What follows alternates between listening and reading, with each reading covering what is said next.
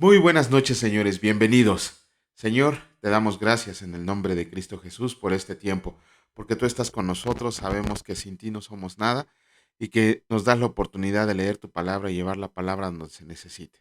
Te pedimos que hoy sea comprensible, Señor, que nos des la claridad para poder leer bien, pero sobre todo, Señor, que la guardemos y la atesoremos en nuestro corazón. En el nombre de Cristo Jesús, amén.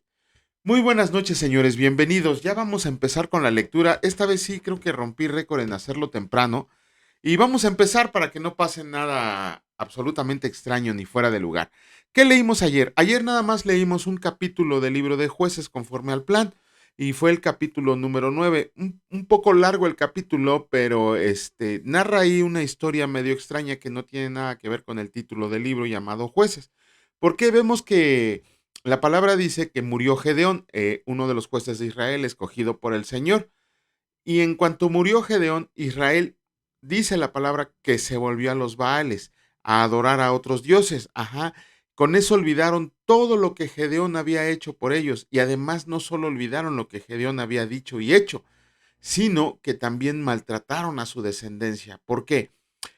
Ayer comentábamos que Gedeón había tenido muchas mujeres y la palabra señala que había tenido 70 hijos por todos lados.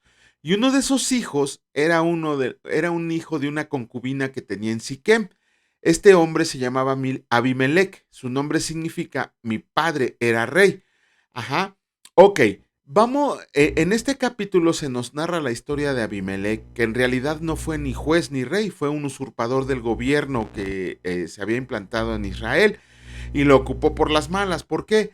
Porque como Gedeón ya había muerto, para evitar el peligro de que alguien más le peleara el poder o pudiera reclamar la vacante que había dejado Gedeón, decidió que era muy buena idea matar a 70 de sus hermanos.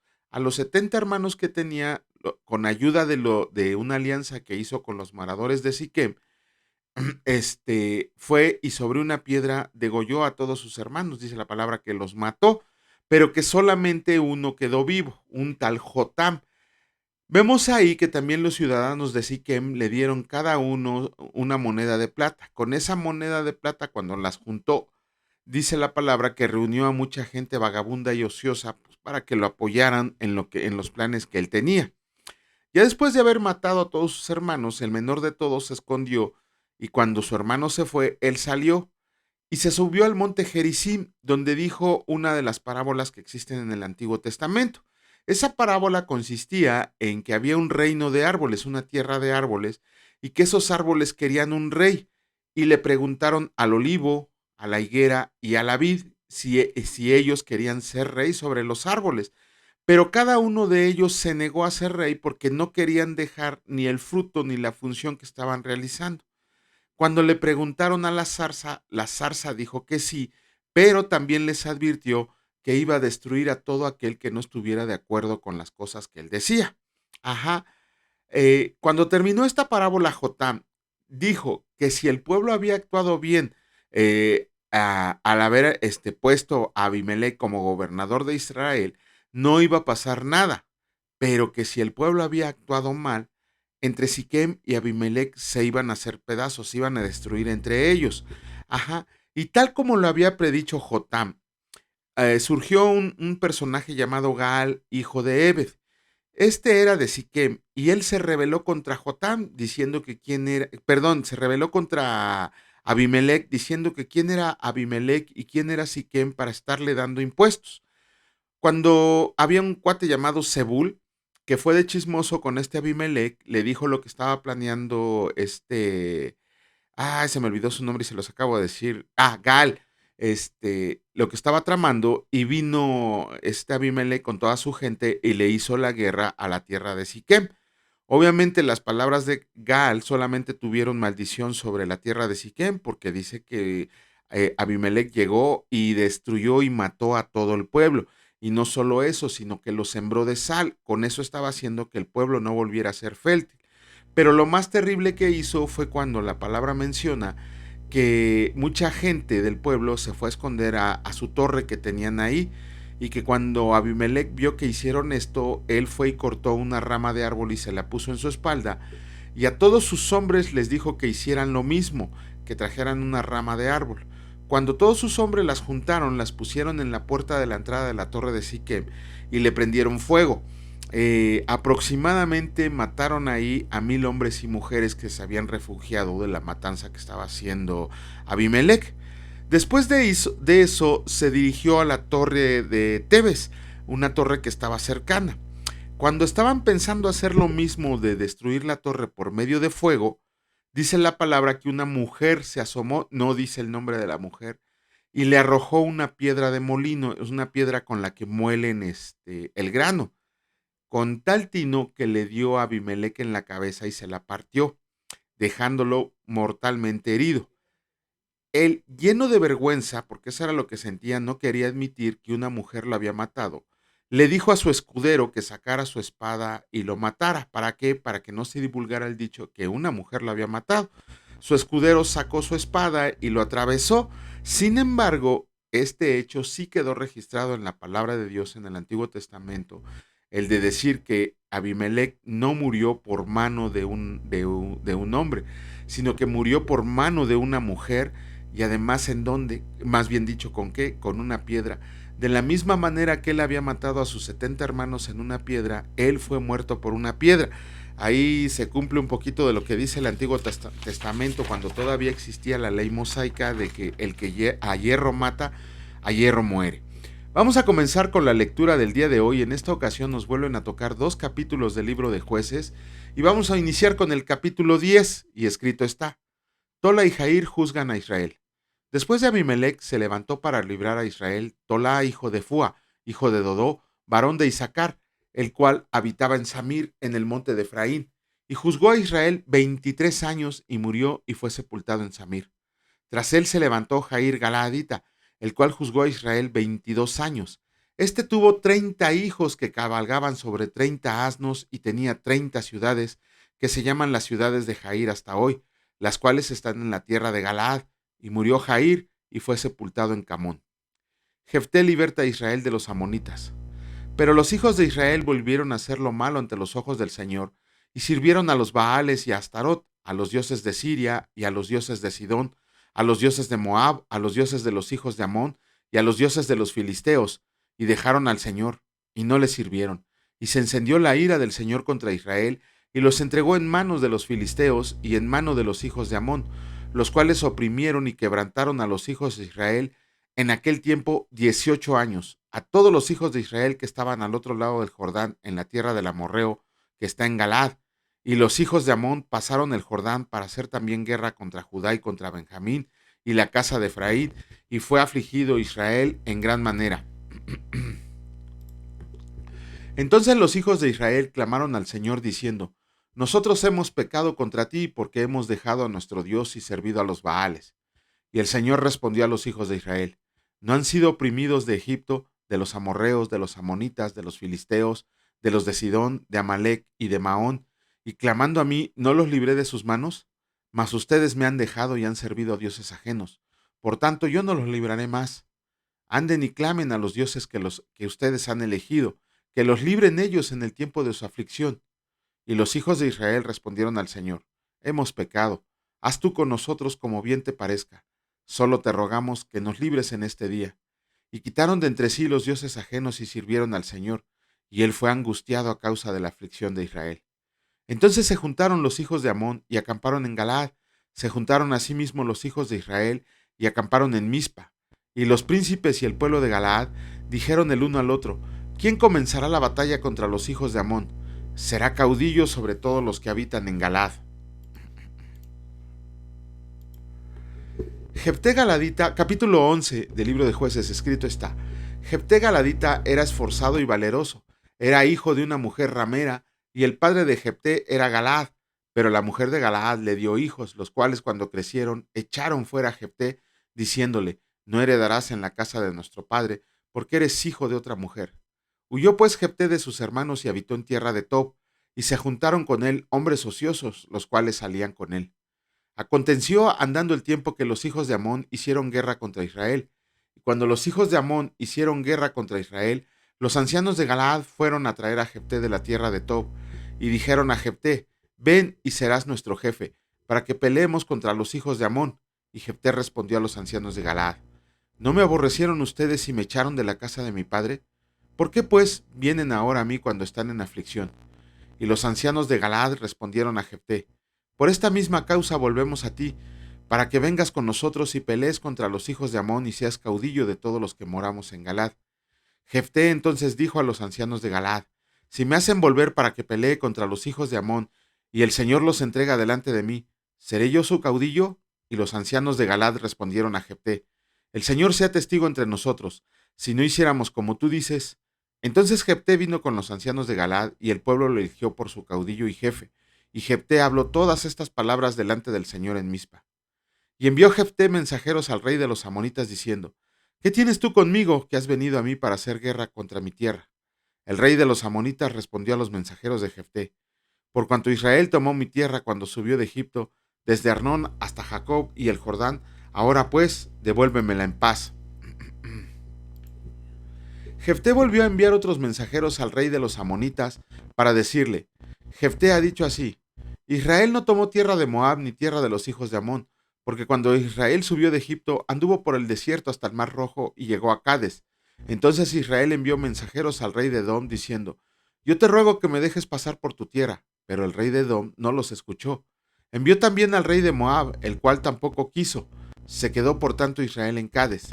Después, yendo por el desierto, rodeó la tierra de Edom y la tierra de Moab, y viniendo por el lado oriental de la tierra de Moab, acampó al otro lado de Arnón, y no entró en territorio de Moab, porque Arnón es territorio de Moab. Y envió Israel mensajeros a Sehón, rey de los amorreos, rey de Hesbón, diciendo: Te ruego que me dejes pasar por tu tierra hasta mi lugar. Mas Sehón no se fió de Israel para darle paso por su territorio, sino que reuniendo Sehón a toda su gente, acampó en Jaasa y peleó contra Israel. Pero el Señor Dios de Israel entregó a Sehón y a todo su pueblo en mano de Israel y los derrotó, y se apoderó Israel de toda la tierra de los amorreos que habitaban en aquel país. Se apoderaron también de todo el territorio del amorreo, desde Arnón hasta Jacob, y desde el desierto hasta el Jordán. Así que lo que el Señor Dios de Israel desposeyó al amorreo delante de su pueblo Israel, ¿pretendes tú apoderarte de él? Lo que te hicieron, lo que te hiciera poseer Quemos, tu Dios, no lo poseerías tú. Así, todo lo que desposeyó el Señor nuestro Dios delante de nosotros, nosotros lo poseeremos. ¿Eres tú ahora mejor en algo que Balac, hijo de Zippor, rey de Moab? ¿Tuvo él cuestión contra Israel e hizo guerra contra ellos? Cuando Israel ha estado habitando por 300 años a Hesbón y sus aldeas, a Aroer y sus aldeas, y todas las ciudades que están en el territorio de Arnón, ¿por qué no las han recobrado en ese tiempo? Así que yo nada he pecado contra ti, mas tú haces mal conmigo peleando contra mí. El Señor, que es el juez, juzgue hoy entre los hijos de Israel y los hijos de Amón. Mas el rey de los hijos de Amón no atendió las razones que Jefté le envió. Y el espíritu del Señor vino sobre Jefté, y pasó por Galaad y Manasés, y de ahí pasó a Mizpa de Galaad, y de Mizpa de Galaad pasó a los hijos de Amón. Y Jefté hizo voto al Señor diciendo: Si entregas a los amonitas en mis manos, cualquiera que salga de las puertas de mi casa a recibirme, cuando regrese victorioso de los amonitas será del Señor, y le ofreceré en holocausto. Y fue Jefté hacia los hijos de Amón para pelear contra ellos, y el Señor los entregó en su mano, desde Aroer hasta llegar a Minit, 20 ciudades, y hasta la vega de las viñas, los derrotó con muy grande estrago. Así fueron sometidos los amonitas por los hijos de Israel. Entonces volvió Jefté a Mizpa, a su casa, y he aquí su hija que salía a recibirle con panderos y danzas, y ella era sola, su única hija, no tenía fuera de ella hijo ni hija, y cuando él la vio, rompió sus vestidos diciendo: Ay, hija mía, en verdad me has abatido, y tú misma has venido a ser causa de mi dolor, porque le he dado palabra al Señor, y no podré retractarme. Ella entonces le respondió: Padre mío, si le has dado palabra al Señor, haz de mí conforme a lo que prometiste, ya que el Señor ha hecho venganza en tus enemigos los hijos de Amón. Y volvió a decir a su padre: Concédeme esto, déjame por 2 meses que vaya y descienda por los montes, y llore mi virginidad, yo y mis compañeras. Él entonces dijo: Ve, y la dejó por 2 meses, y ella fue con sus compañeras, y lloró su virginidad por los montes. Pasados los 2 meses volvió a su padre, quien hizo de ella conforme al voto que había hecho, y ella nunca conoció varón. Y se hizo costumbre en Israel que de año en año fueran las doncellas de Israel a endechar a la hija de Jefté Galadita 4 días en el año. Uy, está aquí algo, se podría decir un poco confuso si de verdad le ofreció en holocausto, si le perdonó la vida. Mañana, si Dios lo permite, estaremos haciendo el comentario a lo mejor de esto. Vamos a comenzar con la lectura del Evangelio de Marcos. En esta ocasión nos toca concluir con el capítulo 6. Ayer leímos del capítulo 1 al capítulo 29 del Evangelio de Marcos. ¿Qué leímos ahí? Bueno, de lo que leímos solamente vamos a ocupar los versículos del 7 al 13, que fueron ahí los que nos llamaron la atención. ¿Qué vimos en esos versículos? El comienzo de la obra de los discípulos. Ajá. Dice que el Señor Jesús tomó a sus 12 discípulos que habían recibido instrucción de él mismo. Imagínense eso, ¿no? El mismo Señor Jesús les había enseñado a esos 12. Pero ya que les había enseñado, lo que les llevaba enseñado era hora de que lo pusieran en práctica. Todo lo que habían recibido del Señor Jesús era para que lo pusieran en práctica. Así que el Señor Jesús los comisionó de dos en dos. Aquí está nuestra primera lección. ¿Por qué los comisionó así? Ok, porque lo primero era que la predicación quedaría confirmada por boca de dos testigos, no solo de uno, sino de dos testigos. Ajá, uno se estaría redarguyendo al otro si por ahí le fallaba la predicación que había recibido del Señor Jesús. El ir de dos en dos era fuerza y ayuda mutua al viajar juntos. Recuerden que en esos tiempos los ladrones también estaban al tope por todos lados, y así de esa manera, al ir juntos, los dos se echaban la mano. Recuerden que también la palabra dice que cordón de tres dobleces no se rompe pronto. Y también otra de las razones es porque podían dirigirse a un público que uno conociera y el otro no. Todo esto tiene que ser enseñanza para nosotros, de que a veces muchos de nosotros tenemos que el afán, el fuego de evangelizar, y sin embargo no hacemos caso del orden que el Señor Jesucristo ha mencionado. Primero que nada, siempre tenemos que ir de dos en dos. ¿Por qué? Porque así nos vamos a echar la mano uno al otro. Pero algo muy importante y que a mí me pasó de primera mano es que a veces vamos a evangelizar a un público que no conocemos, no sabemos cuáles son sus costumbres. Alguna vez cuando nosotros estábamos evangelizando, estábamos predicando la palabra del Señor en un lugar en donde era un lugar de liberación de las adicciones, tenía un compañero que quiso ir con nosotros, a lo cual le dije que, y fue un sábado, no, fue entre semana que fue con nosotros, y le dije que primero observara cómo se dirigía uno a ese tipo de público. Él ya había estado en la cárcel y entonces él dijo que ya tenía conocimiento de cómo se trataba ese tipo de gente. Bueno, para no hacerse las largas, cuando él llegó a tratar de predicarle a estos varones que estaban ahí anexados, casi se lo comen vivo, ¿no? Casi lo golpean. Tuvimos que intervenir otro compañero y yo para calmar los ánimos, porque no supo cómo dirigirse a ese público, aun y cuando él, según ya había estado en la cárcel, eh, como recluso, no como predicador, no supo cómo dirigirse a ese público. Entonces, también es eso importante, que cuando vayamos con el compañero que el Señor ha puesto a nuestro lado para predicar la palabra de Dios, tenemos que saber hacia dónde entramos y hacia dónde vamos para que no sucedan situaciones de este tipo. Otra de las cosas que el Señor Jesús les dio a los discípulos es que les dio autoridad sobre espíritus inmundos para echar fuera demonios. Les hemos estado insistiendo en esto porque hemos visto ahí varias cosas en iglesias que andan echando fuera demonios, ¿no? Y ahí los pobres feligreses pues se la creen, ¿no? Se creen que están posesos y ahí les andan poniendo manos y varias situaciones ahí con la cual según están echando fuera demonios, pero vemos que eso contradice las palabras de la palabra de Dios, porque cualquier cristiano que diga que es cristiano no puede ser poseso, no puede tener ningún espíritu inmundo, porque si no, entonces no tendría el Espíritu Santo de Dios. Entonces, además tenemos que comprender que este es un poder que solo puede decir Dios, que solo puede dar Dios. Ajá, no es un poder que un hombre te transfiera por imposición de manos, como vemos hoy en día, que inclusive por ahí conocemos una congregación que ya fundó una escuela para profetas y solo acepta niños en sus salones, ¿no? Aguas con esa gente, quién sabe qué esté tramando. Ajá. El Señor Jesús también les dijo que solo se tenían que llevar la ropa que traían puesto, las sandalias que traían puesta y un báculo, un bastón más bien dicho, ¿no?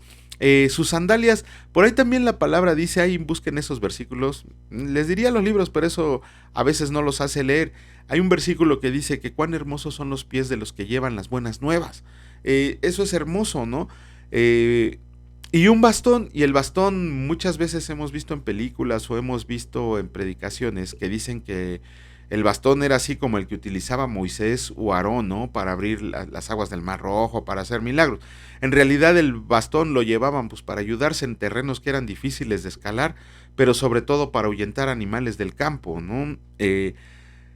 Dice la palabra del Señor que también tenían que aceptar la hospitalidad de quien se las diera.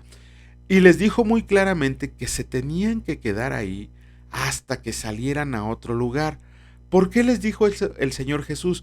Porque ellos no iban buscando comodidades. Imagínense que ustedes llegan a un pueblito a evangelizar y una buena gente, una persona con buenas intenciones, les ofrece su casa para quedarse. Muchas veces cuando se van a rancherías a evangelizar, pues las personas solamente tienen una cama para ellos y para los que llegan de invitados, muchas veces esa gente se la ofrecen. Pero con que nos den un petate, unas cobijas para tirarnos en el suelo y descansar, con eso es suficiente. No tenemos que andar viendo quién es el que tiene la mejor casa para irnos a quedar en una camita y bañarnos con agua de regadera y tener todas las comodidades a las que estamos acostumbrados. Por eso el Señor Jesús les dijo que donde les dieran hospedaje, ahí se tenían que quedar hasta que se fueran. ¿Por qué? Porque a lo que iban no era a que se sintieran bien. Ellos tenían que predicar el evangelio de aquel que no se agradó a sí mismo y que no buscaba su propio beneficio, ¿no? Ahora vemos a los evangelistas de hoy que si no les dan un hotel de 5 estrellas y agüita de las nieves del Popocatépetl y fruta traída de otro país, nada más no se presentan a hacer la prédica, ¿no?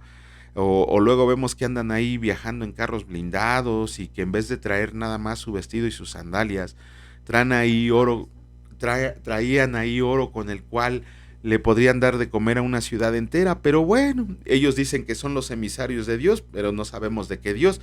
Inclusive el báculo y el gorrito que usan, el báculo es una representación del dios Ra egipcio, y el gorrito que usan es una representación del dios, uno que tiene cabeza de pescado, Moloch, sí es Moloch, ¿no? Es, ¿cómo se llama este dios? Lo dicen hasta en una alabanza. ¿Cómo? Dagón. Dagón es un dios con cuerpo de hombre y cabeza de pescado. Busquen las imágenes en internet y compárenlas con el gorrito que traen y díganme si no es cierto lo que les estoy diciendo. Bueno, otra de las advertencias que les dio el Señor Jesús es que si en un lugar los rechazaban, no estaban obligados a quedarse ahí si llegaban a una ciudad, a un pueblito, y alguien los rechazaba, más bien dicho, el pueblo los rechazaba. No se tenían que quedar ahí. De hecho, al contrario, el Señor Jesús les decía que salieran de inmediato de ese lugar y que se sacudieran el polvo de la planta de sus pies. Eso significaba que Dios también estaba rechazando a esa gente por no recibir el mensaje de su Hijo, el Señor Jesucristo. De hecho, hay algo muy duro que se oye ahí en la palabra cuando el Señor Jesús les dice que el castigo de Sodoma y Gomorra sería más tolerable que lo que le iba a pasar a esas ciudades.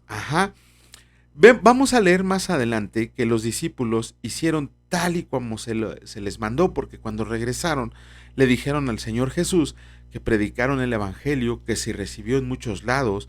Aquí dice que echaron fuera demonios y que sanaron muchos enfermos. Cuando leamos otro evangelio, dicen que venían maravillados porque aún los demonios se les sujetaban en su nombre. Por eso les vuelvo a insistir, si ustedes son verdaderos discípulos de Cristo, si son hijos de Dios, si son verdaderos dependientes de Jesucristo, no tienen por qué andar temiendo de que se les aparezcan fantasmas a la 1, 3 de la mañana. Al contrario, ¿no? Cuando a ustedes se les pare un espíritu inmundo en forma de una persona, tienen autoridad para echarlo fuera, pero no se la creen. Vamos a comenzar con la lectura del día de hoy del capítulo 6 del Evangelio de Marcos y vamos a leer solamente de los versículos 30 al 56. Con eso terminamos el capítulo. Alimentación de los 5,000. Entonces los apóstoles se juntaron con Jesús y le contaron todo lo que habían hecho y lo que habían enseñado. Él les dijo: vengan ustedes aparte a un lugar desierto y descansen un poco, porque eran muchos los que iban y venían, de manera que ni aún tenían tiempo para comer, y se fueron solos en una barca a un lugar desierto. Pero muchos los vieron ir y le reconocieron, y muchos fueron allá a pie desde las ciudades, y llegaron antes que ellos, y se juntaron a él. Y salió Jesús y vio una gran multitud, y tuvo compasión de ellos, porque eran como ovejas que no tenían pastor, y comenzó a enseñarles muchas cosas. Cuando ya era muy avanzada la hora, sus discípulos se acercaron a él diciendo: El lugar es desierto y la hora ya muy avanzada. Despídelos para que vayan a los campos y aldeas de alrededor y compren pan, pues no tienen qué comer. Respondiendo él, les dijo: Denle ustedes de comer.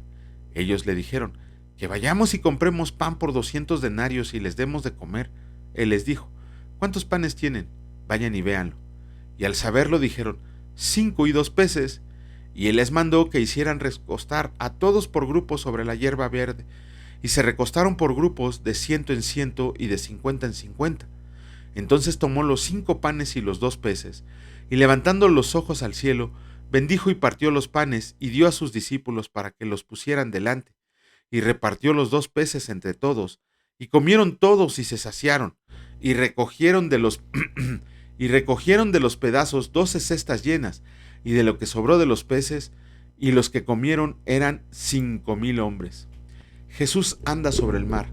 Enseguida hizo a sus discípulos entrar en la barca e ir delante de él a Betsaida, en la otra ribera, en tanto que él despedía a la multitud. Y después que los hubo despedidos, se fue al monte a orar, y al venir la noche, la barca estaba en medio del mar, y él solo en tierra. Y viéndolos remar con gran fatiga, porque el viento les era contrario, cerca de la 4ª vigilia de la noche, vino a ellos andando sobre el mar y querían adelantárseles. Viendo ellos andar sobre el mar, pensaron que era un fantasma y gritaron, porque todos le veían y se turbaron. Pero enseguida habló con ellos y les dijo: Tengan ánimo, soy yo, no teman. Y subió a ellos en la barca y se calmó el viento. Y ellos se asombraron en gran manera y se maravillaban, porque aún no había entendido lo de los panes, por cuanto estaban endurecidos sus corazones. Jesús sana a los enfermos en Genezaret. Terminada la travesía, vinieron a tierra de Genezaret y arribaron a la orilla, y saliendo ellos de la barca, enseguida la gente le conoció, y recorriendo toda la tierra de alrededor, comenzaron a traer de todas partes enfermos en lechos, a donde oían que estaba, y donde quiera que entraba, en aldeas, ciudades o campos, ponían en las calles a los que estaban enfermos, y les rogaba que le dejaran tocar siquiera el borde de su manto, y todos los que le tocaban quedaban sanados. Con eso terminamos la lectura del día de hoy. Mañana, si Dios lo permite, estaremos haciendo los comentarios correspondientes. Señor, te alabamos y te bendecimos porque eres bueno, porque tu misericordia es para siempre, porque el día de hoy, como siempre lo has hecho, has estado con nosotros, librándonos de todo mal, porque tu voluntad se está cumpliendo en cada uno de nosotros y porque sabemos que pronto vendrás a recoger a tu grey, Señor, a meter la hoz en la siembra para recoger a todos los que vamos a parar a tu granero celestial. Te pedimos asimismo, Señor, que nos enseñes a cumplir con tu propósito, que podamos seguir fieles y pendientes de tu palabra y a los que nos has ordenado hacer. Asimismo, te damos gracias por los alimentos recibidos, pero sobre todo por este alimento espiritual con el cual nos has saciado. Bendito seas por siempre y para siempre. Amén. Que Dios los bendiga, señores, y si Dios lo permite, nos vemos el día de mañana. Cuídense mucho. Hasta luego.